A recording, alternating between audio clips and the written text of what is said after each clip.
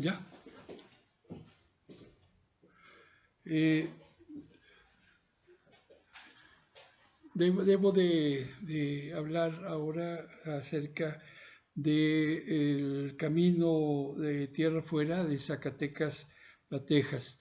Y lo que me han solicitado es hablar de, digamos, la presencia de los indígenas y digamos, lo que representaron ellos para este camino, digamos, oficial que tuvieron los españoles. Es evidente que indígenas aquí vivían desde miles de años antes de que llegaran los españoles. Y también es evidente que muchos de los caminos que ahora se conocen como caminos españoles, en realidad eran los mismos que tenían los indios desde muchos milenios. La antigüedad de los humanos en el territorio que ahora es de Coahuila y pues evidentemente Nuevo León, es de 9.500 años, según los últimos estudios de un coprolito encontrado en una cueva del río Bravo. Es muy claro que teníamos muchos, digamos, motivos para ir conociendo esto, porque las rutas que se establecen, por ejemplo, entre el norte y el sur, o el sur y el norte, era, por ejemplo, la ida de los indígenas coachichiles de aquí de la región sur de Coahuila, Nuevo León, y norte de Zacatecas, hacia el norte, hacia el río Bravo o hacia los 5 manantiales en las sabanas del norte, para cazar uno o dos cíbolos o bisontes. Los indígenas tenían la posibilidad de negociar con otras tribus, digamos incluso a veces enemigas, para poder colectar uno o dos bisontes, ¿verdad? A cambio de esto también los norteños recibían la posibilidad, por ejemplo, de venir a comer tunas, y esto establece una ruta que es bastante clara, ¿verdad? Y sobre todo porque también las migraciones tanto de mamíferos como de aves establecían, digamos, caminos específicos en que se desplazaban los grupos humanos para encontrar sus alimentos. Es muy claro, por ejemplo, el camino que viene desde el Río Grande o Bravo hasta lo que ahora es Saltillo, ¿verdad? Porque en medio estaría Monclova, y de Monclova hacia el sur pues hay toda una cordillera transversal que impide el paso, por ejemplo, de los bisontes, de los osos, de los venados, de los, digamos, diversos tipos de animales, ¿verdad? Que migran, a veces migraciones temporales, ¿verdad? Siguiendo precisamente a otros animales.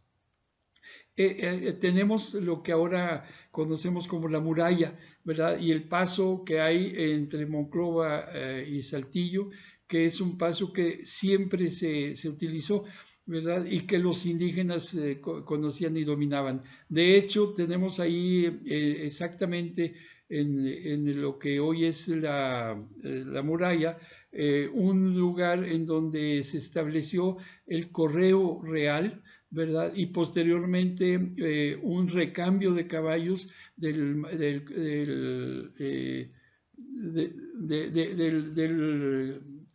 del, del marquesado de Aguayo, perdón. Entonces, sí, nos queda claro que esta ruta establecida tuvo relación con las rutas anteriores. Lo mismo podríamos decir que se da entre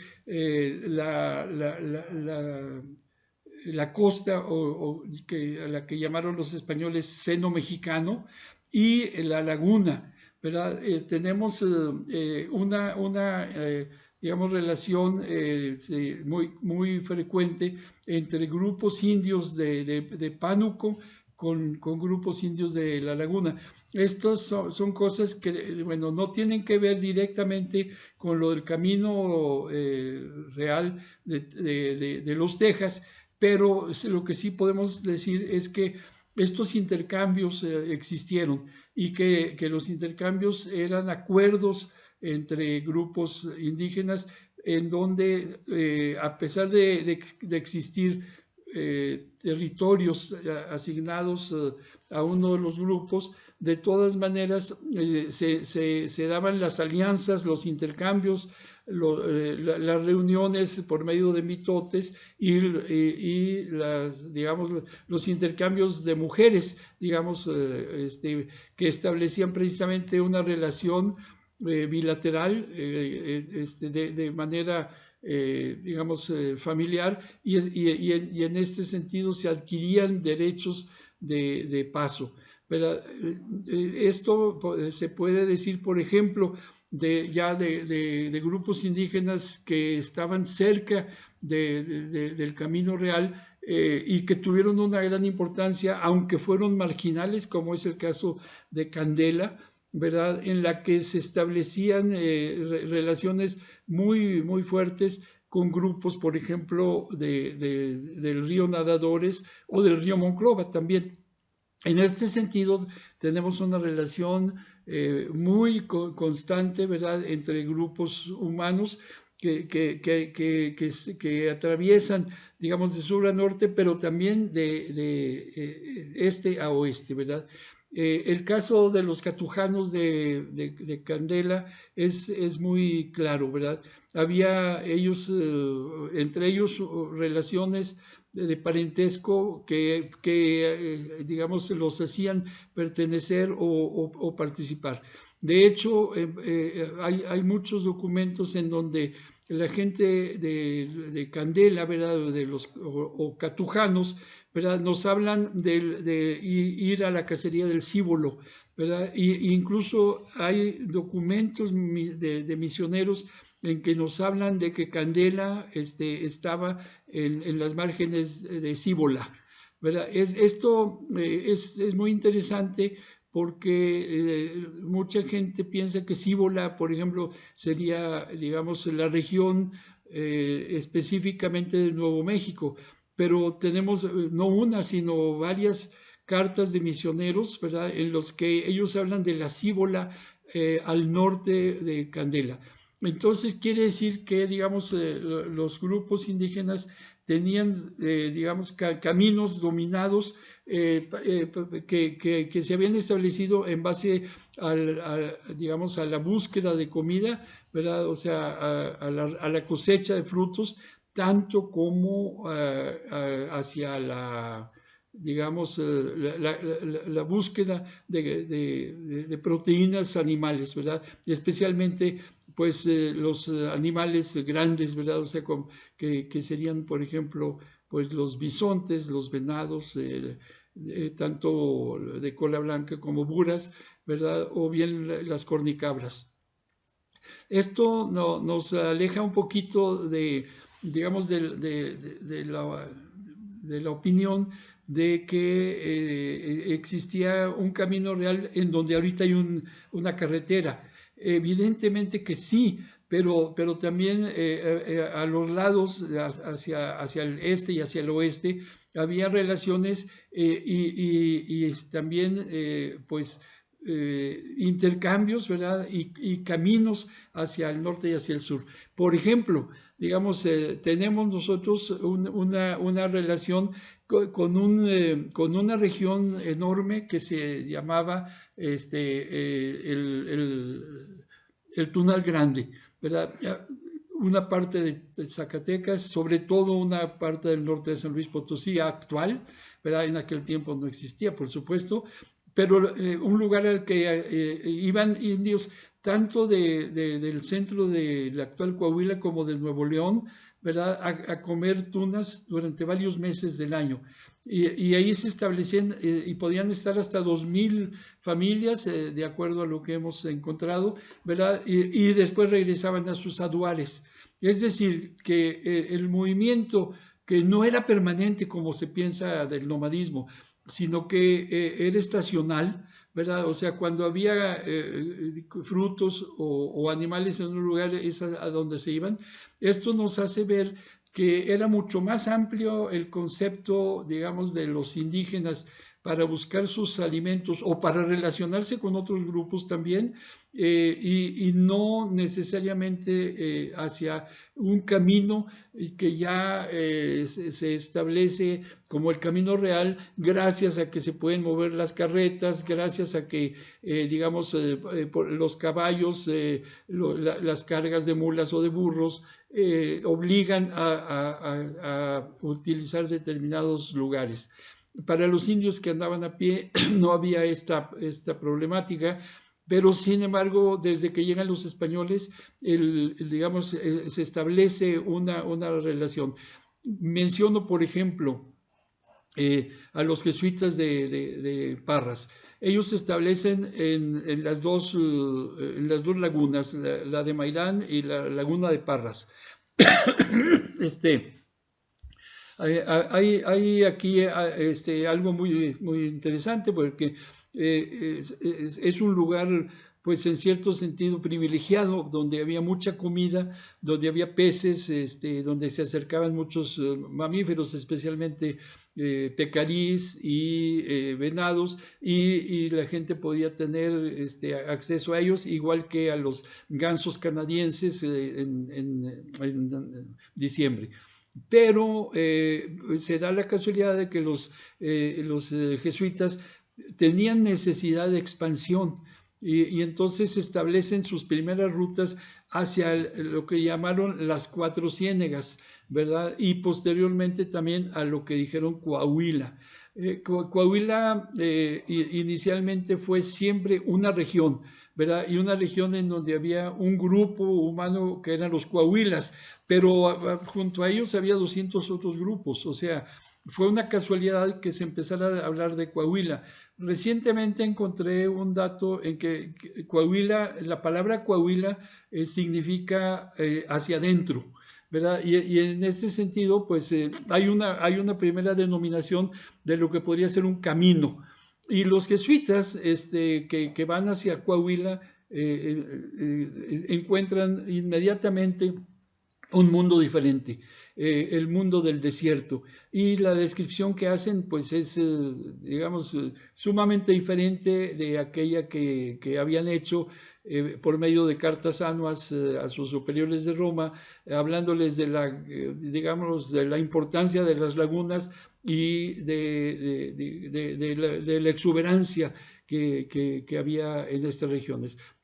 Van hacia el norte, hacia Coahuila, ¿verdad? Y encuentran el desierto y encuentran grupos humanos muy precarios, con otro tipo de organización social y en una naturaleza completamente diferente. Entonces, sí tenemos estos conocimientos iniciales, pero lo que estamos seguros es de que se establecen estas relaciones sobre lo que ahora llamamos un camino real, ¿verdad? Pero en el que los indígenas tuvieron un papel importante. Vamos a ver, por ejemplo, la ida de los jesuitas hacia Cuatro Ciénegas, que para ellos era una obsesión. Ellos pensaban que iba a ser la más grande misión jesuítica, pero fracasaron. Y fracasaron tal vez por las presiones que ejercían desde Parral y desde Durango los conquistadores, ¿verdad?, sobre los indios, y los indios precisamente se rebelaron en contra de esta primera misión inicialmente jesuítica. Posteriormente se hace franciscana, ¿verdad?, y también tienen el mismo problema una vez que los franciscanos habían logrado una cierta conquista espiritual. Cuando menos yo he encontrado que bautizaron alrededor de 350 personas, ¿verdad?, para 1681, pero esto nos hace ver que existen grupos humanos ya asentados por los españoles.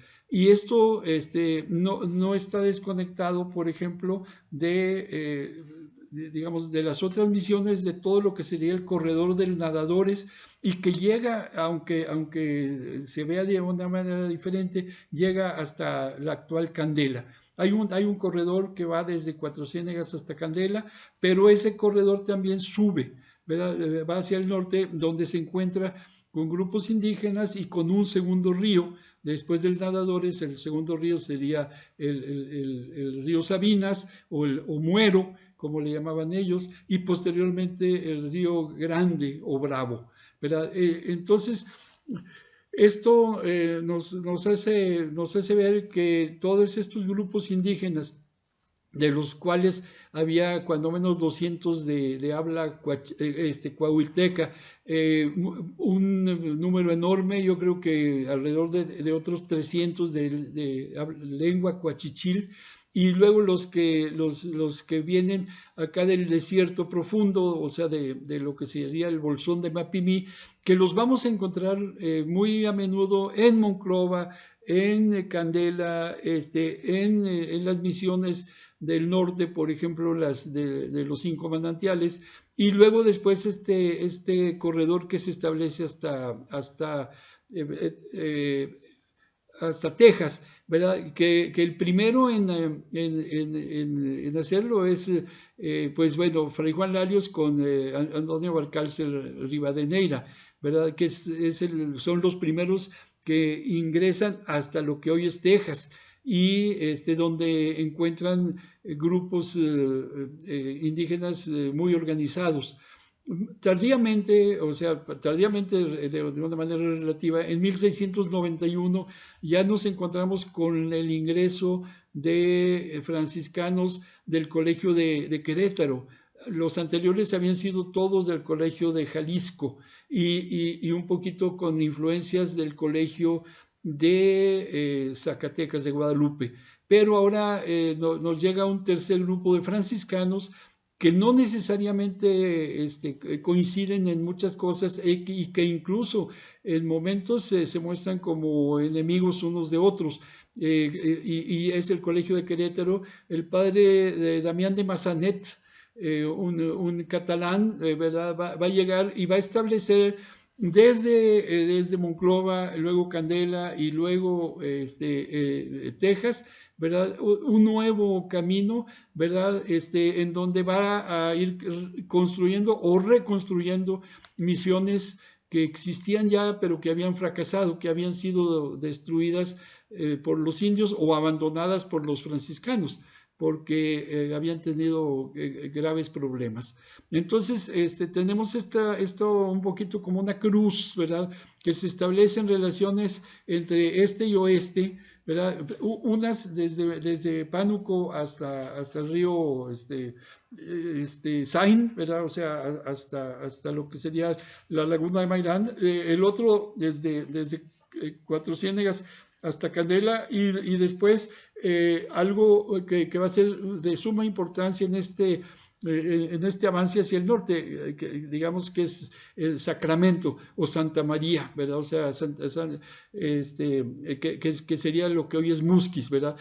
Nos queda un poco fuera aparentemente del camino real, pero en realidad para los indígenas que, digamos, que aprovechaban todo el tipo de motivos para intercambiar, en realidad para ellos no era una cosa que les quedara demasiado lejos.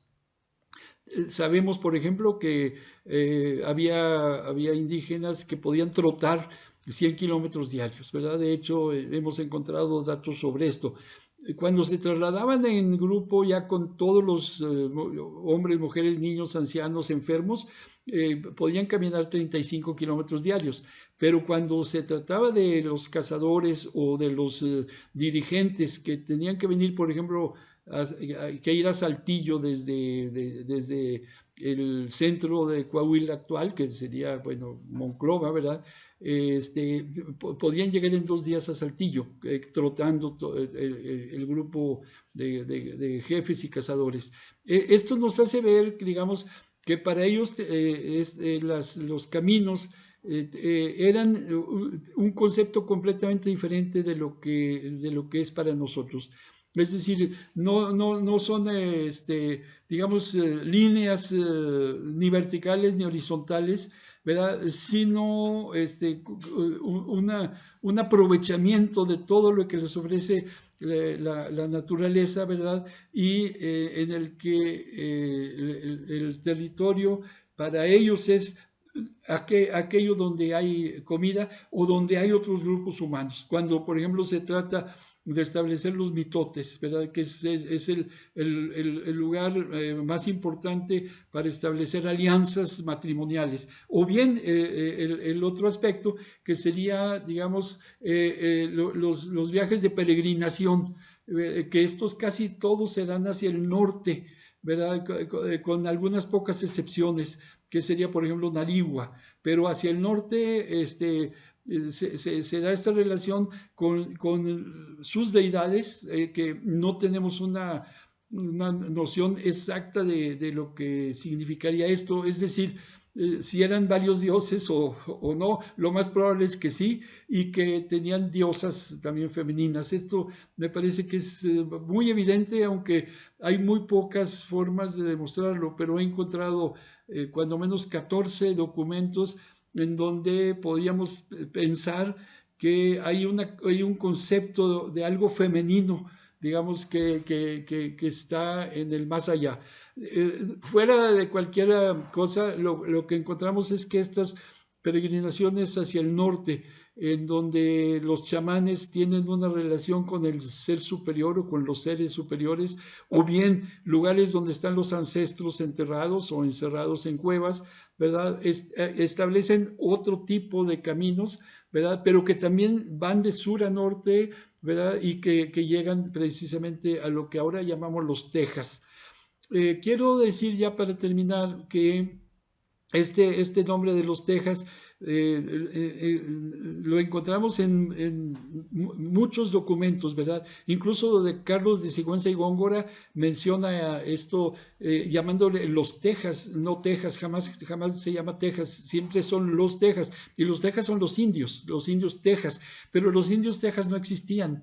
Eran carancaguases o eran de otros grupos con nombres específicos, pero les llaman Tejas porque eran los amigos o los amigables, ¿verdad? Y esto también nos lo va a decir el primer lingüista franciscano, que es Fray Gabriel de Vergara, y posteriormente el padre Damián de Mazanet, que hablaba la lengua la lengua coahuilteca, y que podía verdaderamente opinar sobre esto, ¿verdad? O sea, y decir que digámoslo, había llegado a un lugar donde estaban los indios que eran amigos, a los cuales se les llama Tejas, ¿verdad? Y también esto lo vamos a encontrar en algunos otros documentos anteriores incluso a Damián de Mazanet, ¿verdad? En que un geógrafo, tal vez sea el más importante, también menciona los Tejas, ¿verdad? Como un lugar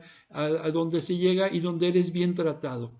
Esto más o menos sería lo que yo quisiera decir para digamos, establecer esta relación, ¿verdad?, sobre el papel de los indios en lo que sería el camino real de los Texas, que partiría de Zacatecas, pasando por Saltillo, por el centro de Coahuila, etcétera. Aunque se pueda decir lo que se diga, no toca lo que ahora es Nuevo León. Es otro orden geográfico, ¿verdad? Que no corresponde a este primer desarrollo de una cierta geografía que en realidad va a ser anotada por Fernando del Bosque en esta primera gran incursión de 1674.